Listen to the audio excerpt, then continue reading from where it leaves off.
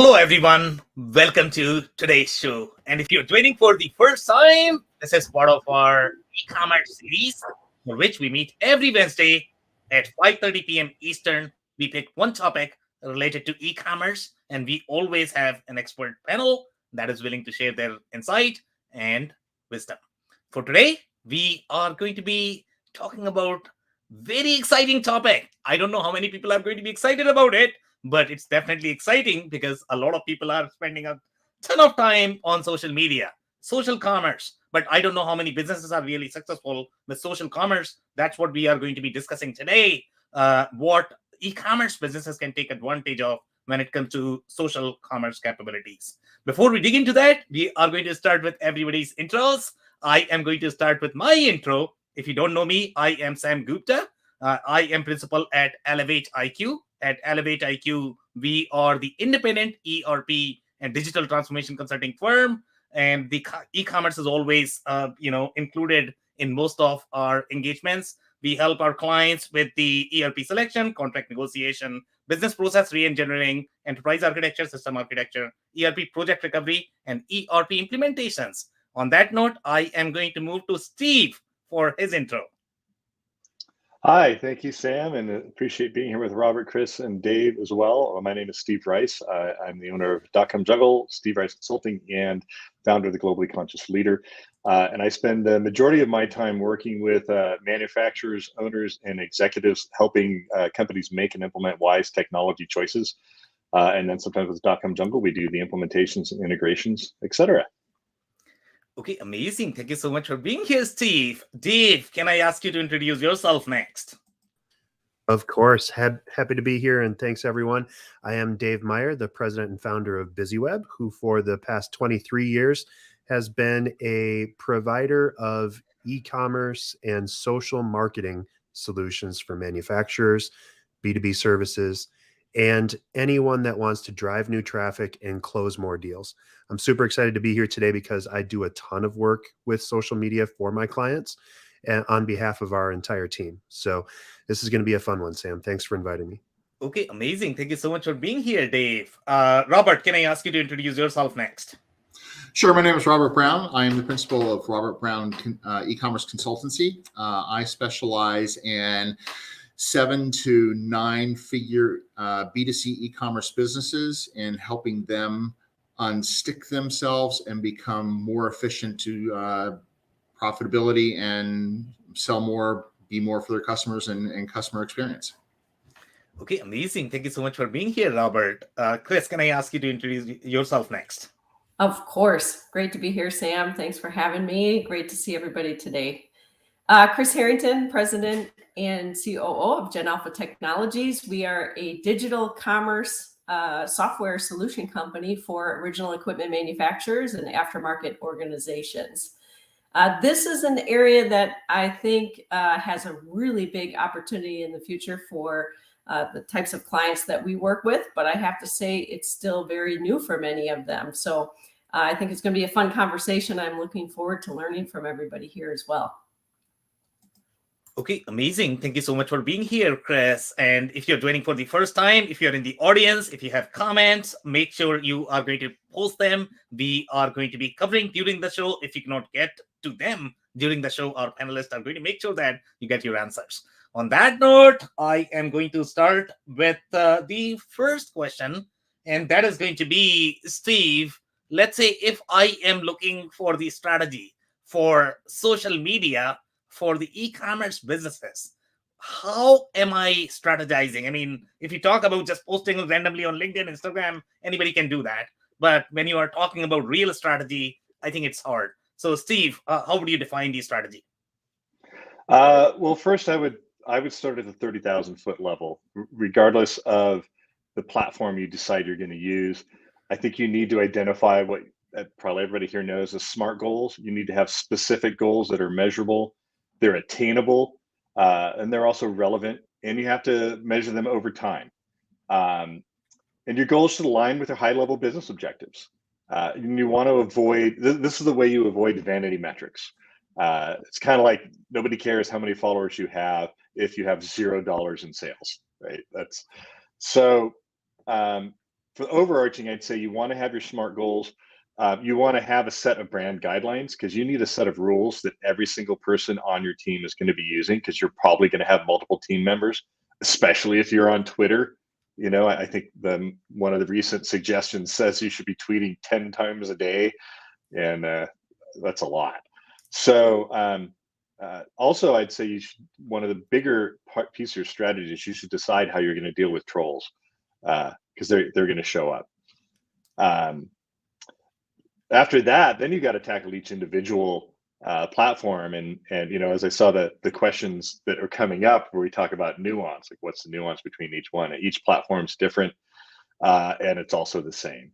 So I'd start off with that 30,000-foot view, if that's a good answer for you, Sam. Very cool. And I have no idea how many businesses are going to be familiar with what a troll is. Do you want to describe what a troll is as far as social media goes? Well, a troll might be the digital version of what Will Smith did to Chris Rock the other day on TV. Okay. A troll is someone, I saw an example actually of somebody who sold coconut water. This was a couple years back, and somebody trolled them and said, that stuff tastes like urine. I'd rather drink that. And that company actually decided to post a picture of one of their marketers saying, give us your address and we'll send you some of what you asked for. So, you know, that's what a troll does. It's someone who's just putting you down, slagging you out there in public, and you have to figure out how to respond or not is sometimes the option too. Okay, amazing. Thank you so much, Steve, for that. Dave, so I'm actually going to come to you. So in terms of the strategy, how would you define the strategy? And I don't know, I mean, I have a feeling that you should be expert at handling trolls. And maybe you can tell me a couple of stories, how you handled them in the past.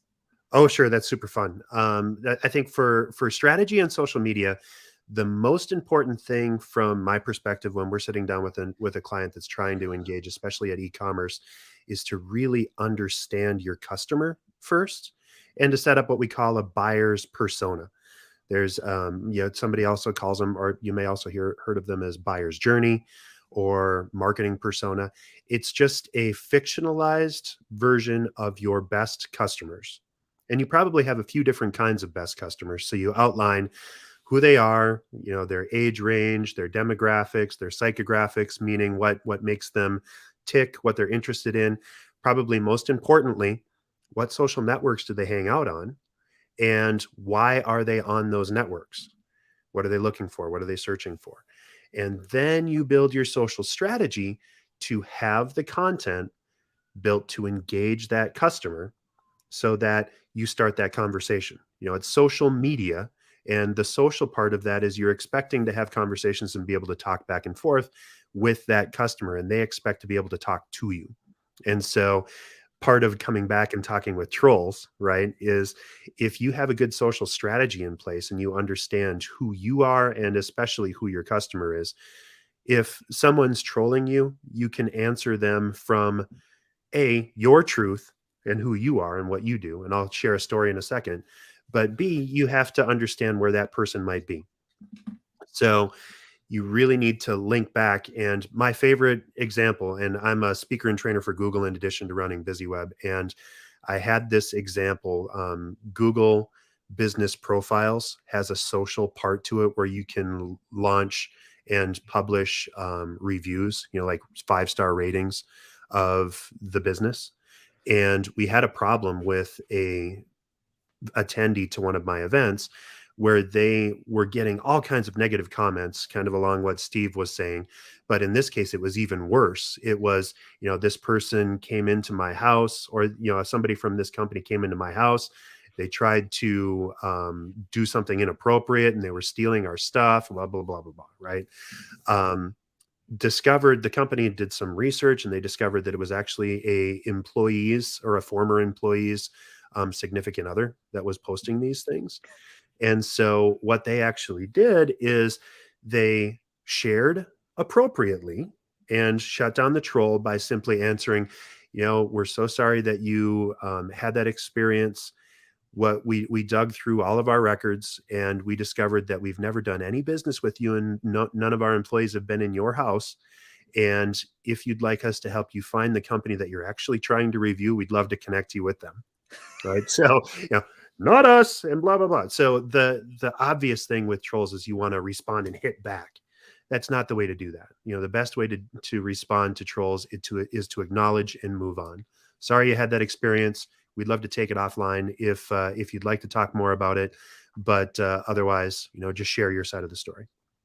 And I'm going to go on forever on all of these things, but I'd like to let other people talk too. So I'm going to shut up for now. Thanks, Sam. Okay, very interesting. And this is a very interesting layer to the conversation as well, to be honest. And the reason for that is because a lot of people are really afraid in going to social media. And the reason why they are afraid is because you don't know how your messaging is going to come across and what people might hit you with, right? So it's just a very frightening experience, at least for me, to be honest. Okay, I'm always afraid in whatever we are posting as a company, or I'm posting, whatever I'm saying, I need to be careful. One of the things that most people might not know, and maybe you want to touch a little bit more on that, is going to be, we have had this experience as well. And I don't know if it was somebody's significant other. That's a possibility, because you have the emotional connection, and then you are definitely going to get one rating, and really if it comes from there, right? So in our case as well, we were getting like tons and tons of one rating, and I'm like, okay, we don't even have those many clients, to be honest. So I don't know where we are getting these reviews from. So when we contacted Google, they actually helped us, and they removed all of those reviews. So you always have a reporting feature with most social media platforms, because they want to make sure you are going to get the comfortable experience for yourself as well. I don't know about the other social media platforms. Dave, do you have anything else to add there in terms of what Google does? Yeah. So officially, congratulations on getting Google to respond to these, because my official response when people ask me, can I take down reviews from Google, is that no. Unless it violates a content policy, Google will not remove comments, even if it's pretty clear that they're not good. So congratulations on getting them taken down. There are some networks that are more proactive about that. Facebook tends to be okay when you're reporting things. There's a higher likelihood that comments that are negative or obviously false will get taken down. TikTok is pretty assertive with their content policies and taking things down. YouTube has a ton of copyright protections, so a lot of times folks will get copyright slaps if they publish things up, and sometimes that's a way to do it. But if you're just getting negative reviews, and if there's other things, and all of these social networks allow responses, but the important part and the guaranteed way that you can always respond is to simply choose to respond and tell your side of the story, making sure that it's positive, that it's truthful, and that it's not inflammatory. When someone's talking about or giving 1-star reviews to Elevate IQ, Sam Gupta is going to be upset about that, right? And so Sam Gupta is going to want to go and kick some butt, maybe do some back trolling and clap back, as the kids say. You've got to avoid that temptation and simply say, that's a false review. We're taking action. And if you really do have a huge problem with that, that's a time to start looking for a good partner. There are reputation management firms that specialize in this kind of work, and I have a couple in my pocket for my clients. I don't do that at BusyWeb, but it's great to have someone there, because it's a whole different world on trying to manage those reviews and handle it. And you kind of got to know when to walk away and when to just say, okay, I wash my hands of that. But if you have like 3,000 1-star reviews because somebody hates you, you've got to take some action. Okay, amazing. Thank you so much, Dave, for that. So, Robert, I'm actually going to come to you. So, obviously, you are working on your own social media strategy. I see you all the time on social media, and now, you are probably going to be advising your clients for the social media strategy. So, when you look at the whole comprehensive social media strategy, where would you advise them to start? What is going to be the strategy in your mind? Well, just as Dave and Steve were talking about, you have to understand who your customer is and where they're going to live. It makes no sense for you to start allocating all of your resources to TikTok if none of your customers are going to be there. just because it's like, this is the buzzword. This is what the kids are talking about. This is where we need to be.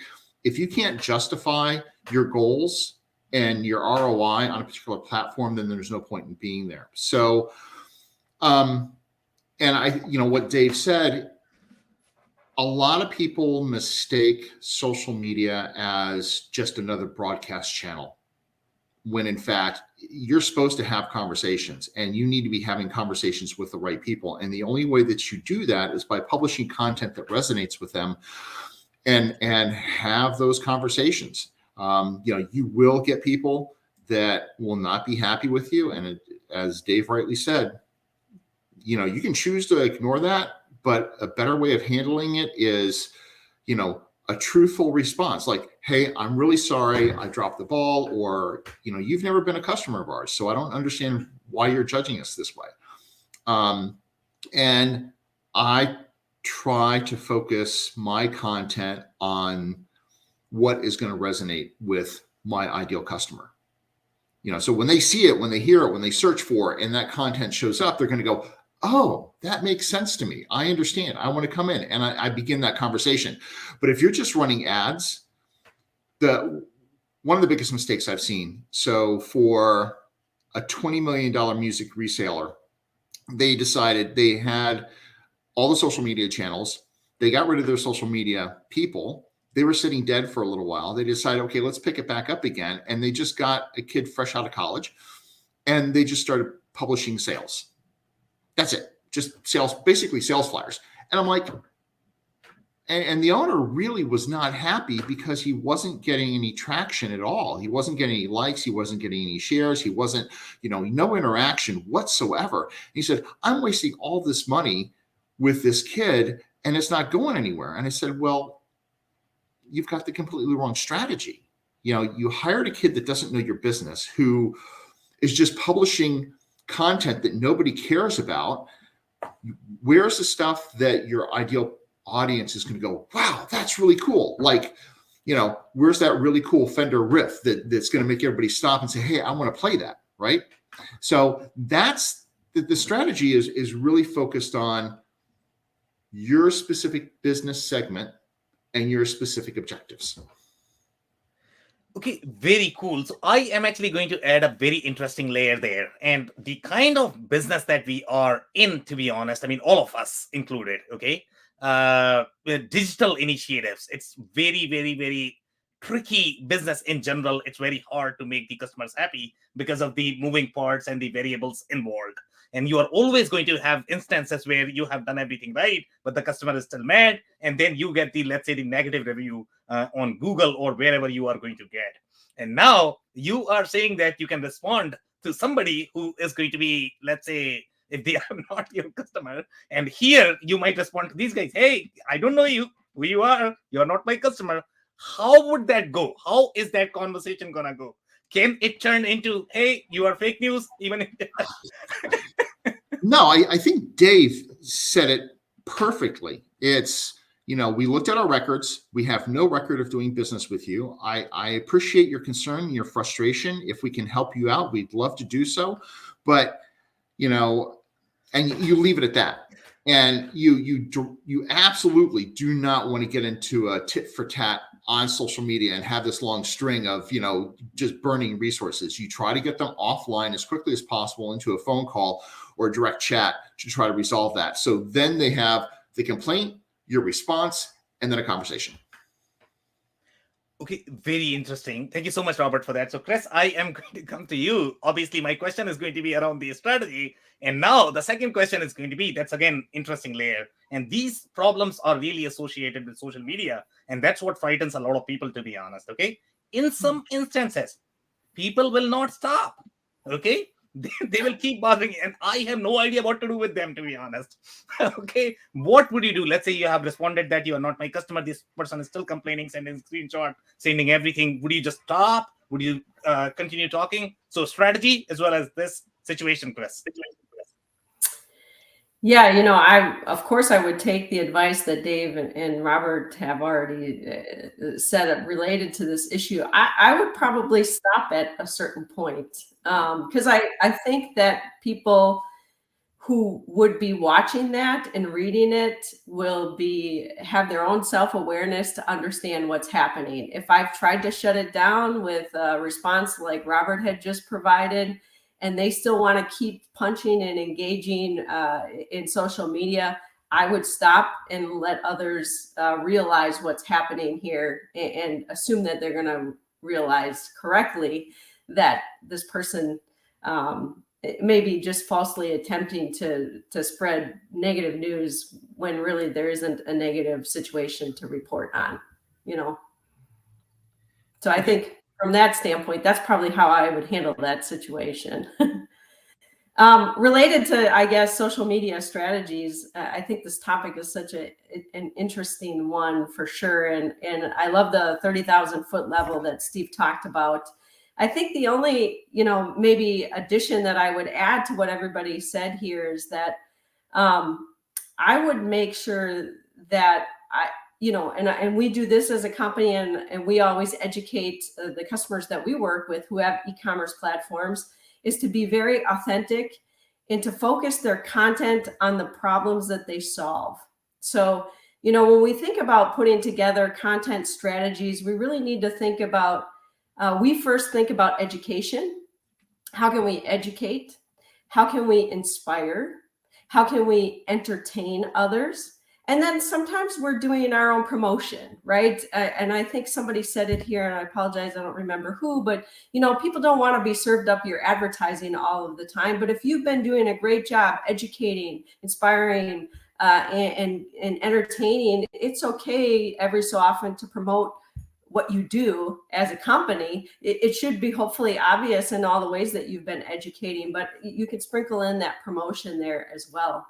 I think too, if I were to take that 30,000 foot level, the other thing that I would just talk about is that if I'm truly doing social commerce, my intent is to sell something online because I have an e-commerce platform, I'd want to be selective about my products. We've talked about being selective about the audience and the channels that we're going to be on, but I'd also think very clearly about, in my objectives, like Steve mentioned, we want to make sure which products do I want to serve up to this channel where I actually think I'll be successful. If I think about the clients that I work with, they have a lot of SKUs. We've talked about this a lot.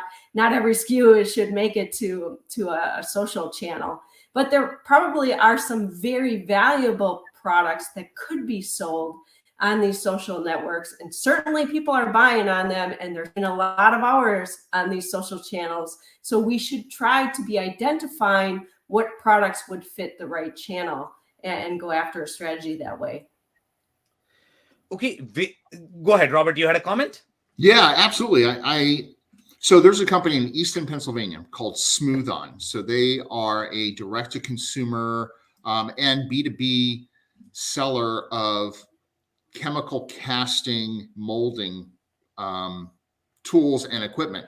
And the way they do social commerce is they have these how-to videos, and it makes it so simple. It's like, okay, if you're going to cast this big, 400-pound bust of a lion's head for your front porch, these are the chemicals that you put together to make this mold. This is how you put it together, and these are the quantities. And if you want to get it, we have these on hand, and we can ship them out to you.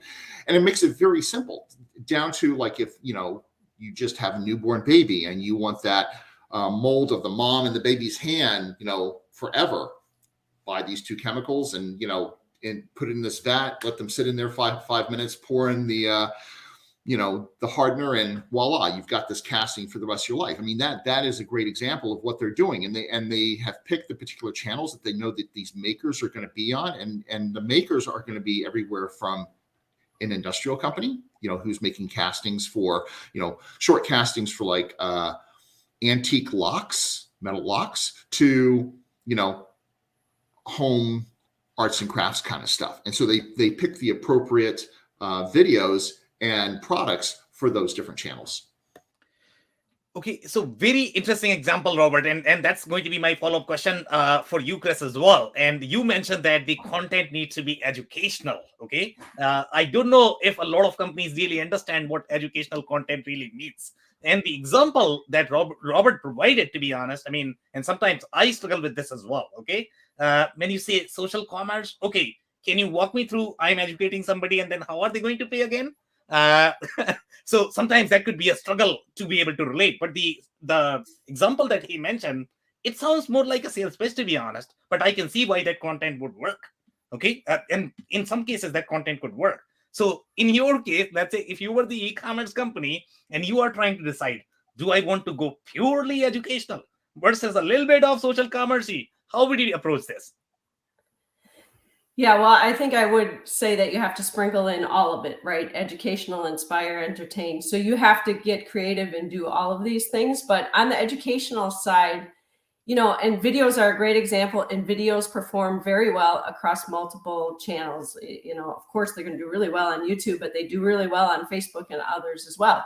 So if you think about, again, talking through the problem that your customers are having, that your product that you're trying to sell solves, that's a great way to educate, is really thinking about, so let's say, I don't know, I'm a mower manufacturer, and a lot of companies who own these big mowers, they're on them all day long, and maybe ergonomically they get really uncomfortable, and they know about this, right? So if you do a video that talks about all the ways that your mower gets adjusted to make sure that you're ergonomically fit, so that throughout the day you've been mowing for 8 hours, 10 hours, 12 hours in the hot sun, but at the end of the day you get off the mower and you can walk straight upright. And I think that's the way we have to think about, what problem does our product solve, and then find a creative way to educate people about that. And that's really what I'm talking about here. Okay, love it. Thank you so much, Chris, for that. So, Steve, I'm actually coming to you. And obviously, we want to touch a little bit more on the social commerce aspect, where you see the direct dollar opportunity. Maybe walk us through some of the campaigns that you have seen, where it really resulted into real dollars, not just number of followers, as you had pointed out before. Okay. Well, so I want to answer that by feeding off of what Robert and Chris have sort of been saying, because they've been talking about the jobs to be done of the consumers, even though they haven't said those exact words. It's something from Clayton Christensen. And I was just typing in what Chris was saying, so I was going to post it, so I have to do that after I stop talking. But she said, what problem does our product solve, and how can we educate our customers about it, right? And I would say from the consumer standpoint, if you're B2C, you're actually trying to ask yourself what the job to be done is. And give an example of like a knife sharpener, and I'll get to this, like why this matters as far as money, because you basically were just asking about how do you generate sales, right? It is connected. Just imagine how a knife company would think, because initially they'd say, well, what are we doing? Oh, we sell knives. Okay, well, so let's go talk about knives. That's not super interesting. When say, I come from the outdoor industry, if you're somebody who makes outdoor industry knives, you're probably going to go through a progression where you think we sell knives, then you think we sell sharp knives, and then maybe you learn about Clayton Christensen, and you start thinking, well, maybe what the job to be done is like a nice clean cut. And actually, the job to be done of someone who sells outdoor knives is to put food on the table of the people who use them. So like so we've now gone from I have a thing to, wow, I just actually went through an entire process of some sort of hunting or fishing expedition and them serving food to my family. That's a very different thing to think about from a marketing standpoint than let's talk about knives.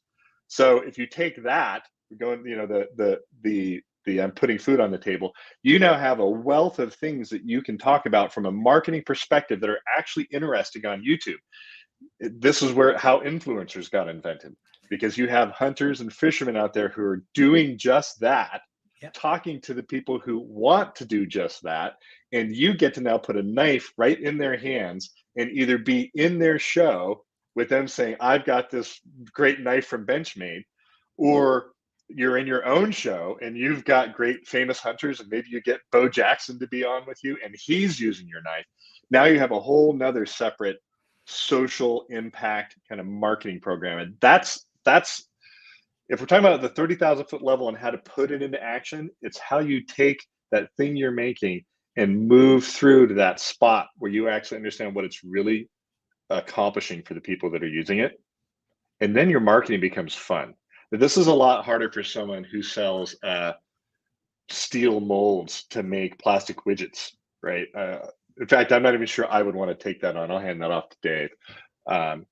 But so once you do that, now you're talking about high quality YouTube channels that are actually driving product, driving sales. And when you start feeding your products through Facebook into Instagram, and you're connecting all these stories back and forth across just using those 3 platforms, we're still talking B2C, you can drive a lot of revenue in the millions of dollars. There's a couple outdoor companies that I can't name because of NDAs that are actually doing just that. Okay, very interesting. And by the way, if you can make ERP interesting, you can probably make anything interesting. So, as long as you are focusing on the application and the marketing and doing it right, you can probably make anything interesting. So the follow-up question I'm going to have for you, Steve, is going to be, I'm going to add another layer. So right now, you gave a great example of how to think about content, to be honest. When you focus on the application, you make that really, really interesting.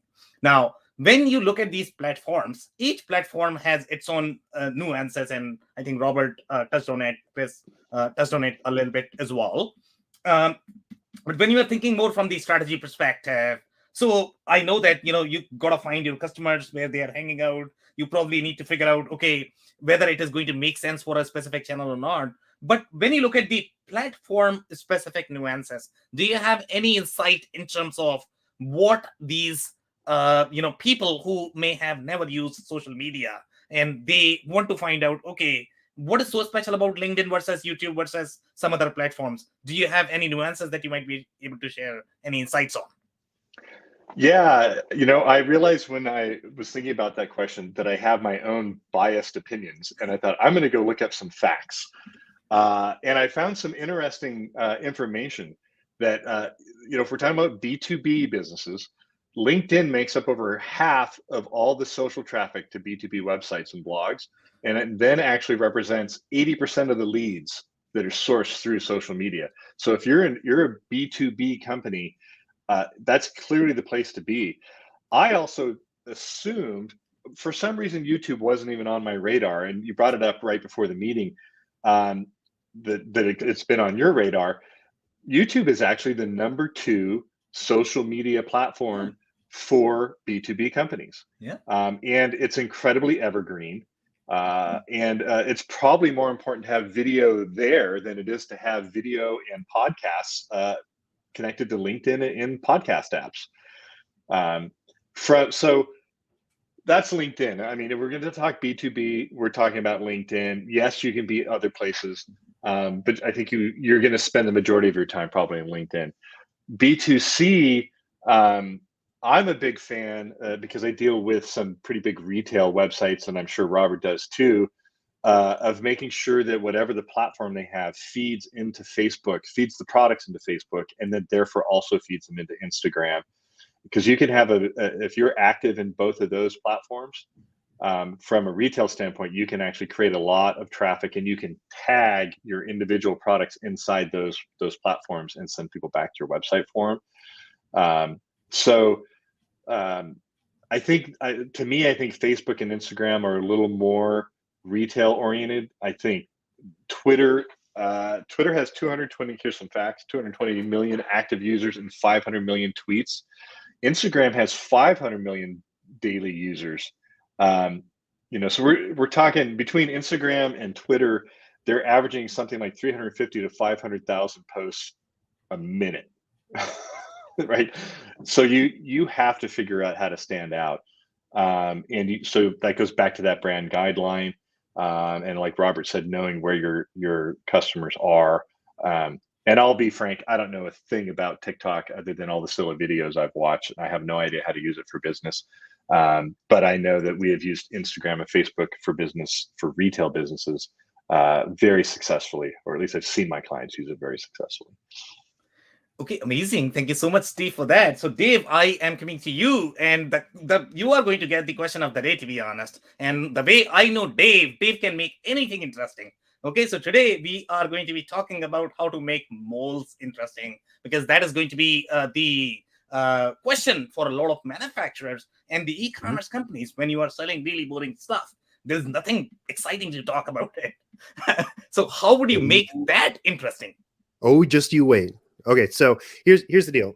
With social media in general, you have to do three things, and I'm going to give you the ratios in which to do the three things, right? So you need to engage, you need to inform, and you need to convert. Okay, so engage is about 50% of what you should be doing in your social media. Inform, educating people on what to do, is about 30%. And then convert is about 20%. Now, this is just based on the classes that I've taught and things that I've done on behalf of Google and other places. So if you're doing those three things correctly, and if you're not just one trick ponying and doing, just all sell, right? So if you're doing all that convert, the people that were just posting on the stuff, nobody likes that. It's like a conversation, and you have to have a give and take in conversation. So how would I make molds interesting? First, I would know who my customer is, right? I'm going to be a broken record on that. If my customer has a very specific need, I'm going to shoot video of that specific need being met, and I'm going to post that in different and interesting ways. So you're going to come back. We talked about YouTube. Not only, Steve, is YouTube the number 2 social media, it's actually the number 2 search engine after Google, right? So there are more people searching on YouTube than all the other search engines combined, other than YouTube or other than Google. So if you're posting thoughtful, helpful content, and if you're solving problems for your customer, you're going to reach those people. Now, I want to get tactical for a second, because a lot of our viewers are probably asking, okay, well, that's great, but so I'm doing this 50, 30, 20 thing, Dave. I'm engaging, I'm informing, I'm converting. So how do I get people to actually buy? Well, you need to post links to your website, to a landing page on your website that is dedicated to converting those customers, right? So everyone, either you're having a conversation in social media, or you're just following the ratio, right? You're either engaging and posting things that are designed to entertain, that are designed to help, that are designed to do something, to start a conversation, right? That stuff where if you have a conversation in the hallway with a friend of yours, they're like, oh my gosh, that's cool, tell me more, right? That's engage. If you're informing, you're showing people the process, how things are working, how the job to be done for a customer, for sharp knives or for good molds, right? It's the specific need that you're filling. And it's all the way back to the oldest adage in marketing. People that sell drill bits don't really sell drill bits. They sell holes, right, Sam? The Yeah. perfect hole. They're selling what the hole is needed for, right? Yeah. So it's how to use our drill bits to drill out the right amount of material in your given mold or whatever, right? So if you're bringing all that back and you're putting it in, and you've got a short code or a link that goes back to a tracked landing page on your website, and you use that as the beginning of an engaging conversation to almost make it like a choose your own adventure, right? Where if they're going to download this white paper or check out this infographic or check out this whatever thing, and then you start a conversation with them by using a tool like, in my case, HubSpot, to automate the response and give them more of what they're looking for, so that it feels like a conversation with your customer, and you're actually solving their problems, you're getting their jobs done, they've got sharper knives, they've got better molds, whatever it is. Then you start actually growing your business.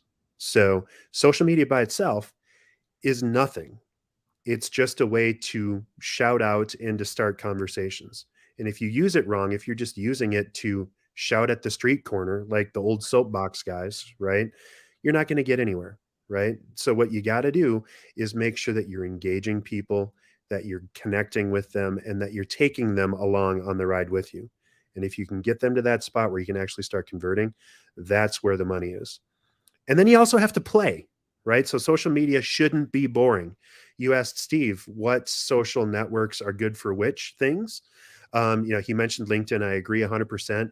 It's a little hard to stand out in LinkedIn unless you're boosting and like driving traffic, unless you're very, very dialed in. So I encourage folks, if you're looking at LinkedIn, to engage with groups and to always use the hashtags so that you're showing up in searches related around specific things.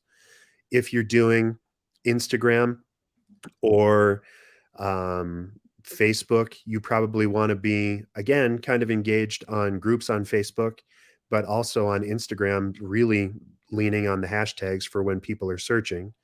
But also go with the play part, because Instagram, very visual and very connected and engaging. Same thing with YouTube videos. You want to have something helpful. And that's kind of an ease for everybody. I mean, everybody uses YouTube and it's really helpful across all networks. But have you guys heard of the Blend Tech people? You've probably heard it more by their most popular YouTube series, Will It Blend? These are the guys that would drop almost anything into their blenders. Like, here's a brand new iPhone. Let me drop it in this blender and see, will it blend? They had fun. They played with their product. They played with their service, and they actually did something engaging. And then, of course, what did they do? They linked right back to the sale page for that monster beast that just chopped up a rock in the blender, right? So you've got to give them that next step. So play, have fun, and enjoy. Yeah, and by the way, that show is really fun, to be honest. I mean, I just don't remember the name of the channel, to be honest. Yeah, but yeah. the show is very engaging. Once you describe, then I know that. Yeah. Okay, which show It was you are Blend talking Tech, Will It Blend? I forgot to talk about TikTok because that's probably the hottest and best way if you want to connect with younger folks. Yep. You have to play by the rules of TikTok, though. Don't get onto TikTok and have a 3-minute long blog about you talking through your newsletter, right? That's boring as watching paint dry. And you're probably going to get more views if you just do a video of paint drying and then do something silly like smack yourself in the forehead with a 2x4 or something. TikTok is all about play. It's all about having fun. It's about using different audio, and some very surprising kinds of businesses are having incredible luck on TikTok because they're hyper engaged. I guarantee you can get a mold maker to drive a ton of traffic if you're doing interesting things with those molds, right? So I've watched videos on TikTok of people doing live edge, like acrylic molds of tables that do like 3D beach scenes or whatever. Do that inside of 30 seconds and post it up. You're going to get a lot of views. But any of these networks, you have to be ready to play. You have to be ready to play by their rules and go with their target markets. And then just to be a social media expert or guru, or to be successful in social media, what you need to be willing to do is tinker. You need to play, you need to have fun, you need to push the envelope, try things out, take what works and do more, and what doesn't work, shrug it off and try something else. Okay, amazing. Thank you so much, Dave, for that. So, Robert, I'm actually coming to you for the insights related to when you look at different platforms. What are some of the nuances that you have seen? And with respect to social commerce, how would you take the strategy on different platforms? So let's start with TikTok. As Dave said, it's geared towards a younger audience, but starting to trend older. It's geared more towards individuals as opposed to companies, but there are some companies on there doing some really interesting things. And they are taking lots of chances. And so if you're a staid old Wall Street firm in your blue pinstripe, not going to work so much for your persona, right? But if we look at some of the breakout stars of last year, Excel Girl, all she does is teach Excel classes, and she made over $1 million last year with her fun and engaging dancing. So what she did is she engaged, gave a little bit of information, she engaged, got people interested, pulled them in, and then drove them to the website. Instagram is pictures. They have been playing with their algorithms to drive traffic for people who are using Reels. You can build a pretty big audience on Instagram if you're posting multiple times a day. But again, if you're posting the wrong stuff, you're not going to get anywhere. So how do you how do you know what's going to work? And how do you know what is going to go viral? You have to test. You have to take chances. You know, on YouTube and Facebook, you can start out with some basic SEO. So in terms of writing your titles and writing some of your content, and that, you know, you're going to make sure that you're targeted in that way, so it actually shows up in some of the search results. You can use some back channel testing of videos in your own user groups or off channel, not off channel, I would say off brand accounts that you have that aren't directly related to your primary account. So you can throw some videos out there and see which gets more engagement, and then pull the one that gets the most engagement and then publish that to your primary account. You can do the same thing with your content. So it's you know, you can actually use some of the classic marketing techniques of A/B testing or multivariate testing to see which is going to work better. Facebook, in terms of nuances, Facebook, for the general public, their groups still dominate everybody. They have the best groups. They have the most variety. They're huge. I found personally, LinkedIn groups are typically just broadcast channels for a particular brand, and I don't get an awful lot of interaction in there of the ones that I have joined. And so does a Facebook page, a Facebook group make sense for you? Maybe not. So the differences between a Facebook page and a Facebook group: many businesses can set up a page, and it's basically like a newspaper, and you just post things there, but there's not an awful lot of engagement. It's basically just you broadcasting, and occasionally people will like it. You know, you'll see a lot of engagement from celebrities, big brands that have endorsers, or music artists, things like that. Where you get the engagement is groups. So a business will actually set up a group to talk about things in particular, like creativity. So Smooth On actually has a Facebook group, and people can go in there and they can interact with the brand, interact with experts, and figure out, you know, am I using the right percentages of these products to get the results that I want, thereby reinforcing the brand and helping them to improve the customer experience. There are some other channels that we haven't talked about that are social media, and those are things like Telegram, Discord, and the one I couldn't use last year that was only on iPhone and then just recently went to Android. That's Sam's favorite. Clubhouse? Clubhouse, yeah, Clubhouse. Reddit, right? Oh, I personally, I love Reddit. I am deep in Reddit, and that is a great channel as well. So it's kind of like a kid in a candy store, right? So which one do you go to? It goes back to figuring out where your persona is, you know, your ideal customer, your avatar, and start small, do it well, slowly expand. Do not spread yourself too thin. Otherwise, you know, doing too much, you're going to do badly. Do one well, then pick the next. Very interesting. So you mentioned a lot of different channels, and I'm not even sure if people are going to be familiar with that. So let's start with channels such as Discord or Telegram. And again, the topic is social commerce, and you are trying to make some money out of it, right? How would you make money from Discord, let's say, if you're a brand? Just like any of the others, you know, you're having conversations with people, talking to them about your molds. So I have a little bit of experience with molds. You know, I am also a game designer, and so I've had conversations with, you know, Chinese manufacturers and US manufacturers about having injection molds made, and, you know, am I going to use steel? Am I going to use aluminum? You know, and that's probably getting too deep in the woods for some people, you know, but you can certainly make it interesting to talk about the differences of them. And if they're going to ask questions about it, you should be prepared to answer them. You know, why should I use steel versus aluminum? You know, what is the life cycle of aluminum versus steel? You know, how much, what's the lead time? Things like that, you know, the simple stuff. You know, certainly there's a cost difference in making them, you know, $10,000 for what I was doing for a single mold in steel, or $5,000 in aluminum. It's like, oh, That's a lot of money. And so, but you have a good conversation, and you have a strong call to action. And I think that's the one thing that we haven't mentioned here is we've talked about driving them to a page. You have to really have a strong call to action, regardless of the platform that you're on.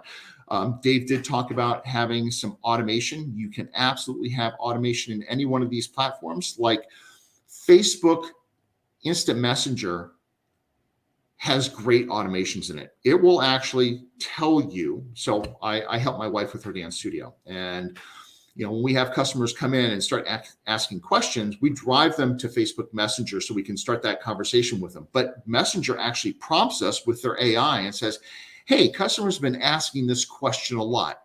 This is the answer that you've been giving. Would you like us to automate that response? Yes.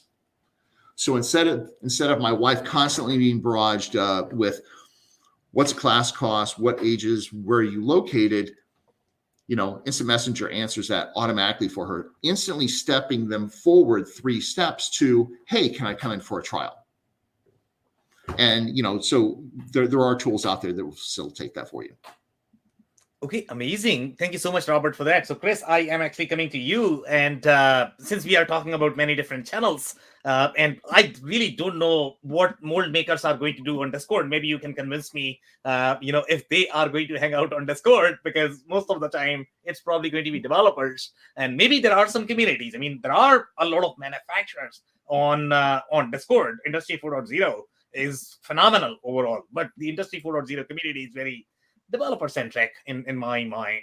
So when you look at these channels, what are some of the nuances that you have seen and which are going to be fit for whom?